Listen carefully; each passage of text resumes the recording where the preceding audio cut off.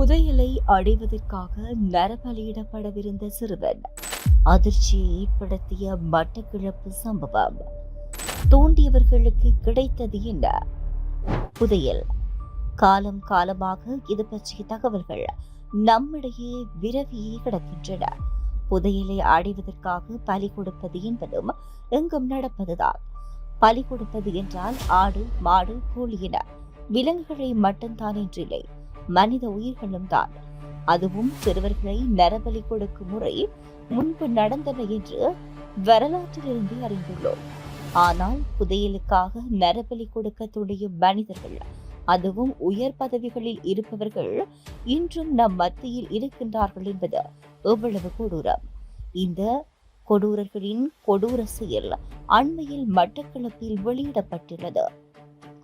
கடந்த மார்ச் 31 இரவு நேரம் மட்டக்களப்பின் மண்முனை பிரதான வீதியில் ஆலயம் ஒன்றுக்கு அண்மையாக அமைந்துள்ள வீட்டில் குழு ஒன்று புதையல் தோண்டும் நடவடிக்கையில் ஈடுபடுகிறது என்ற மாவட்ட குற்ற விசாரணை பிரிவு போலீசாருக்கு தகவல் ஒன்று கிடைத்திருக்கிறது.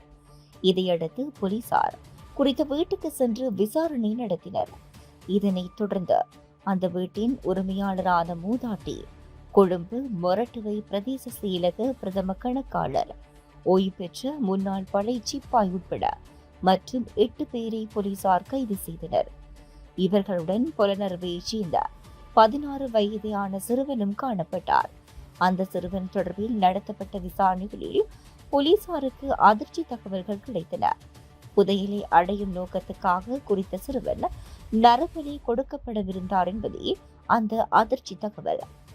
இதனைத் தொடர்ந்து மீட்கப்பட்ட சிறுவன் நீதிமன்ற அனுமதியின் பேரில் சிறுவர் இல்லம் ஒன்றில் சேர்க்கப்பட்டுள்ளார். கைதான அனைவரையும் எதிர்வரும் 20ஆம் தேதி வரை விளக்கமறியலில் வைக்குமாறு நீதிமன்றம் உத்தரவிட்டது. தொடர்ந்து நடத்தப்பட்ட விசாரணைகளில் விடுதலை புலிகளின் ஆயுதங்கள் அங்கு புதைக்கப்பட்டிருந்தன என்றும் அதனை எடுக்கவே இந்த நரபலி கொடுக்கப்படவிருந்ததாகவும் கூறப்பட்டது. இதையடுத்து அந்த இடம் நேற்று ஏப்ரல் 13ஆம் தேதி தோண்டப்பட்டது. கிழக்கு மாகாண சிரேஷ்ட பிரதி போலீஸ் மா அதிபர் வருண ஜெயச்சந்திரவின் ஆலோசனைக்கமைய சிரேஷ்ட போலீஸ் அத்தியட்சகர் லலித் லீலாரத்னவின் வழிகாட்டலில் உதவி போலீஸ் அத்தியட்சகர் MSM யரூஸ் தலைமையில் மாவட்ட தடயவியல் பிரிவு பொறுப்பதிகாரி போலீஸ் பரிசோதகர் K ரவிச்சந்திரன் தலைமையிலான குழுவினர், விசேட அதிரடி படையினர், தொல்லியல் திணைக்கள அதிகாரிகள், பிரதேச செயலாளர், கிராம உத்தியோகத்தர் முன்னிலையில் இந்த பணி முன்னெடுக்கப்பட்டது. இதன்போது காணியின் உரிமையாளரான மூதாட்டியும் சம்பவ இடத்துக்கு அழைத்து செல்லப்பட்டார். கனரக இயந்திரம் மூலமாக நிலம் தோண்டப்பட்டது. முற்பகல் 10 மணிக்கு ஆரம்பமான பணிகள் சுமார் 5 மணி வரை சுமார் 8 மணி நேரம் தொடர்ந்தது. 10 அடி ஆழத்துக்கும் அதிகமாக தோண்டப்பட்ட போதிலும் அங்கு எவையும் கிடைக்கவில்லை. இதனைத் தொடர்ந்து நீண்ட தேடுதல் பணி முடிவுக்கு கொண்டுவரப்பட்டு தோண்டப்பட்ட இடம் மீண்டும் மூடப்பட்டது.